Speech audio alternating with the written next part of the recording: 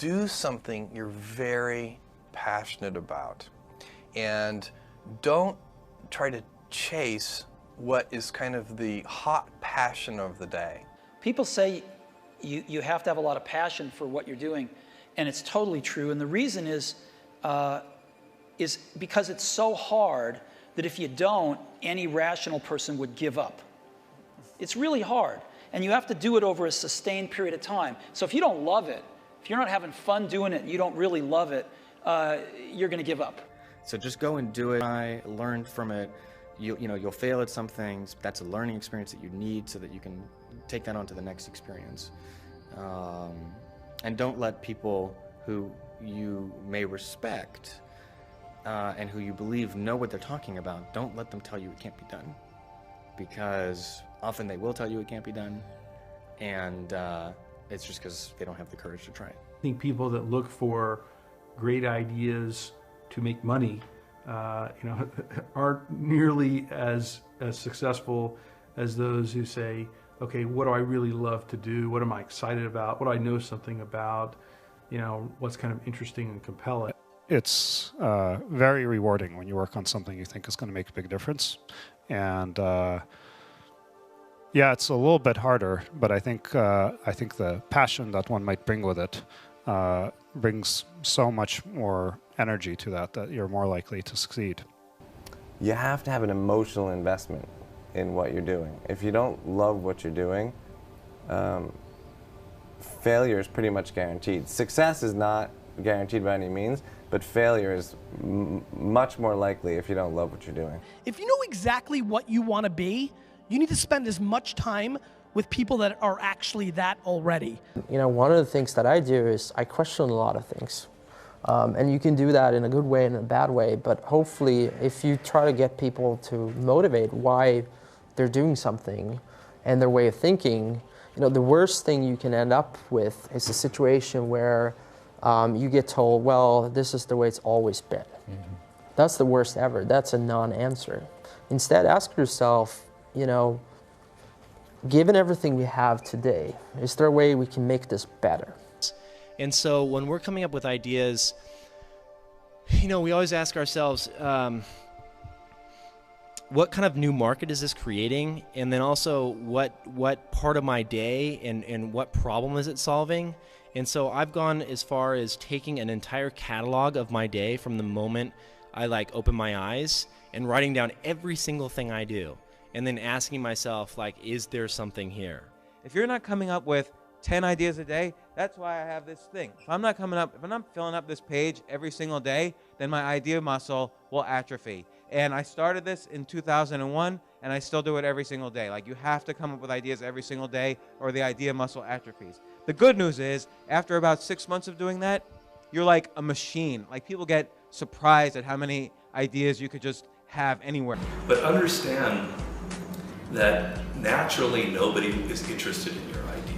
The world could care less, and you have to persuade them, and you have to show that you're the one person out there that can do it. When it comes to changing the world, what I learned from Steve Jobs is, if you believe in a Macintosh, if you believe in iPhone, iPod, iPad, if you believe enough, then you will see it.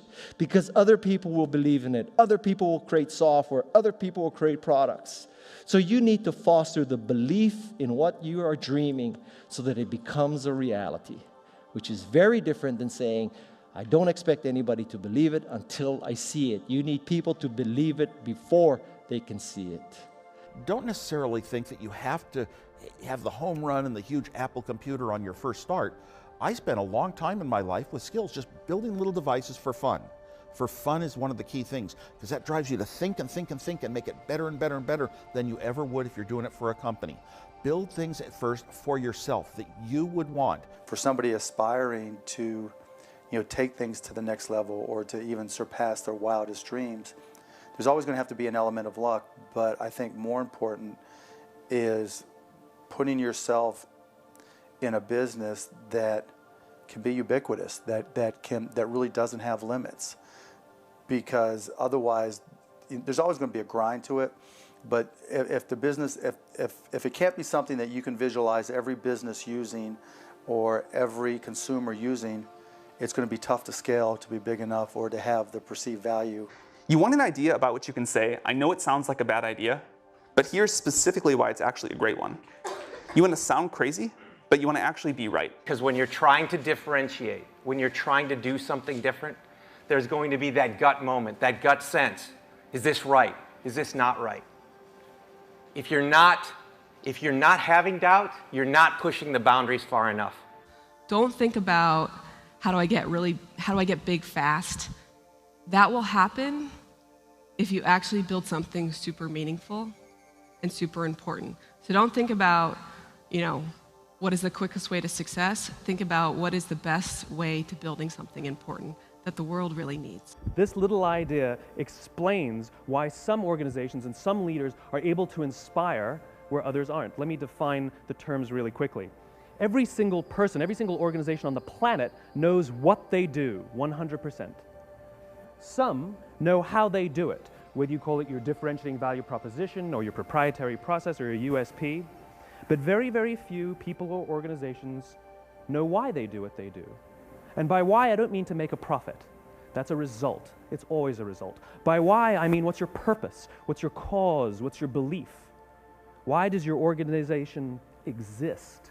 So when we see a kid with a lemonade stand, it's different than when we see a vending machine selling lemonade, even if it's exactly the same product, because the story around it is what people are paying for. So when I meet small business people, all I ask them is not what's their balance sheet, but what's their story.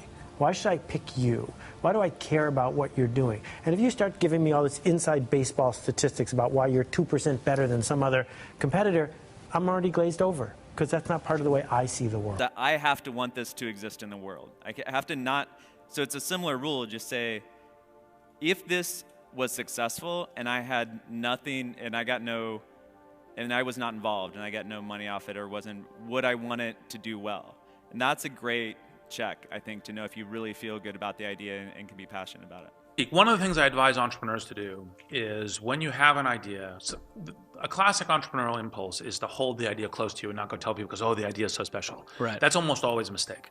Go talk to Why is that a mistake? Yeah. It's a mistake because your actual real competitive advantage is not that you have this idea that you have locked away in your closet, which may or may not be accurate and you have no idea which it is.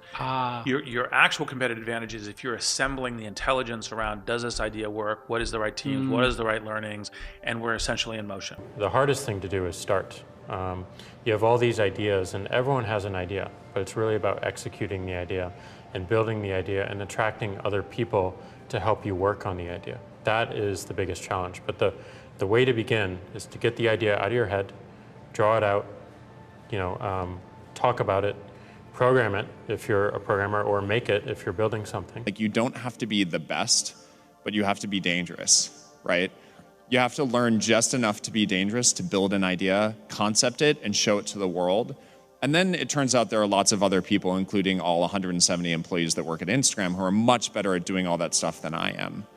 But you need to find people who can, be drawn to the idea that you build, and then they end up taking it and making it even better. One way to conceptualize what makes a good product is, good engineering is part of it, good design is part of it, but really it's, one way I think about it is maximizing the probability that someone shows up at the front door of, your store or your website or whatever it is and ends up with a solved problem. And oftentimes the best methodology is to start with the perfect experience with just one person, get that right, and then figure out how to scale something great instead of scaling something not so great and then trying to improve it. That's really hard to do.